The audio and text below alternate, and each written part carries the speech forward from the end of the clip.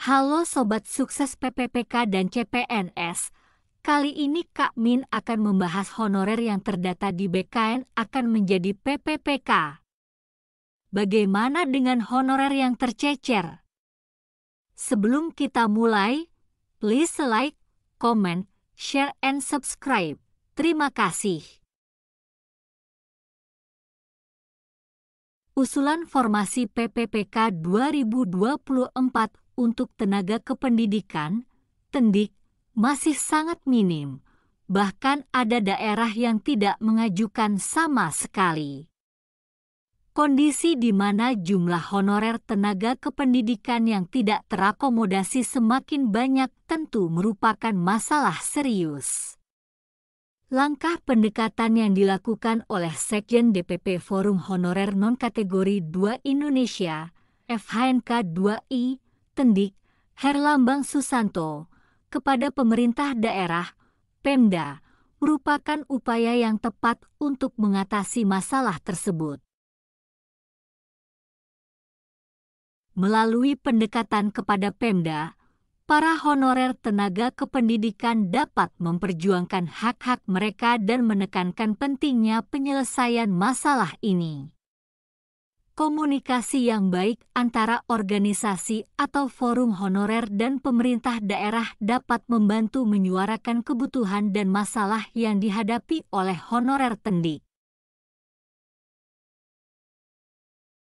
Selain itu, penting juga untuk terus memperjuangkan peningkatan kesadaran akan pentingnya integrasi honorer ke dalam sistem PPPK agar mereka dapat mendapatkan perlindungan dan pengakuan yang layak sebagai bagian dari tenaga kependidikan. Langkah-langkah pendekatan seperti ini dapat menjadi langkah awal untuk menyelesaikan masalah yang dihadapi oleh honorer tenaga kependidikan di berbagai daerah. Situasi ini menunjukkan bahwa masih ada tantangan besar dalam mendukung tenaga kependidikan, termasuk tenaga teknis seperti Tendik. Kekecewaan dari pihak seperti Herlambang Susanto mencerminkan ketidakpuasan yang mungkin dirasakan oleh banyak honorer yang merasa tidak terakomodasi dalam program PPPK 2024. Pemerintah daerah tentu memiliki tanggung jawab untuk memperjuangkan nasib tenaga kependidikan, termasuk honorer Tendik. Ketika dana terbatas, keputusan untuk memberikan prioritas kepada guru honorer mungkin diambil atas dasar pertimbangan kebutuhan yang mendesak. Namun, hal ini tidak menutup kemungkinan adanya keluhan dan kekecewaan dari pihak-pihak yang merasa diabaikan. Pemberian sanksi kepada Pemda yang tidak mengusulkan formasi PPPK 2024 untuk Tendik mungkin menjadi salah satu opsi untuk memberikan tekanan kepada pihak terkait agar memperhatikan nasib honorer. Namun, perlu diingat bahwa sanksi semacam itu harus disusun dengan cermat dan mempertimbangkan berbagai faktor, termasuk ketersediaan sumber daya dan kondisi ekonomi daerah.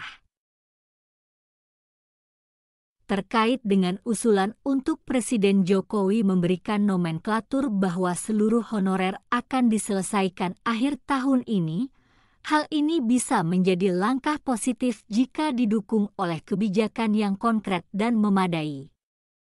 Namun, perlu juga diingat bahwa penyelesaian masalah honorer tidak hanya bergantung pada keputusan tunggal dari pemerintah pusat, tetapi juga memerlukan koordinasi antara pemerintah pusat dan daerah serta berbagai pihak terkait lainnya. Penyelesaikan honorer dan tenaga non-ASN secara nasional sesuai amanat pasal 66 UU nomor 20 tahun 2023 tentang manajemen ASN. Seharusnya yang tercecer pun juga diberi kesempatan sama untuk diangkat menjadi PPPK tahun ini. Keadilan dan kesempatan yang sama seharusnya menjadi prinsip dalam penyelesaian masalah honorer dan tenaga non-ASN secara nasional.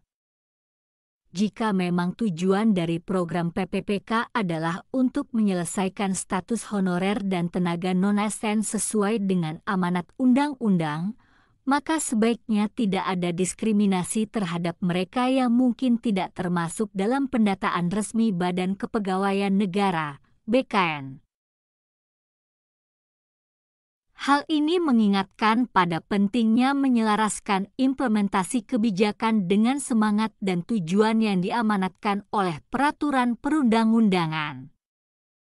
Keterlibatan seluruh honorer dan tenaga non-ASN yang memang memenuhi syarat seharusnya menjadi prioritas dalam proses penyelesaian masalah ini. Tentu saja, hal ini memerlukan koordinasi dan komunikasi yang baik antara berbagai pihak terkait, termasuk pemerintah pusat, pemerintah daerah, dan lembaga terkait seperti BKN. Selain itu, transparansi dan akuntabilitas dalam proses seleksi dan penyeleksian menjadi kunci untuk memastikan bahwa semua yang memenuhi syarat mendapatkan kesempatan yang sama. Dalam menghadapi situasi seperti ini, penting bagi pemerintah untuk mendengarkan aspirasi dan kebutuhan dari berbagai pihak terkait, termasuk forum honorer dan organisasi masyarakat sipil lainnya, untuk memastikan bahwa kebijakan yang diambil dapat memberikan solusi yang adil dan berkelanjutan bagi semua pihak yang terlibat.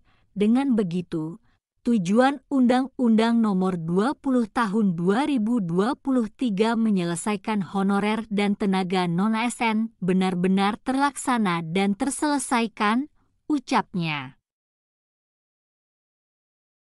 Herlambang menyoroti pentingnya pendekatan yang inklusif dalam menyelesaikan masalah honorer dan tenaga non-ASN secara nasional. Memang benar bahwa perbedaan antara honorer K2 yang terdata, honorer tercecer, dan honorer non-K2 terdaftar seharusnya tidak menghalangi hak mereka untuk mendapatkan perlakuan yang sama dalam proses penyelesaian status mereka. Dalam konteks ini, penting untuk memahami bahwa amanat Undang-Undang ASN Pasal 66 tidak seharusnya terbatas hanya pada honorer yang terdaftar di BKN.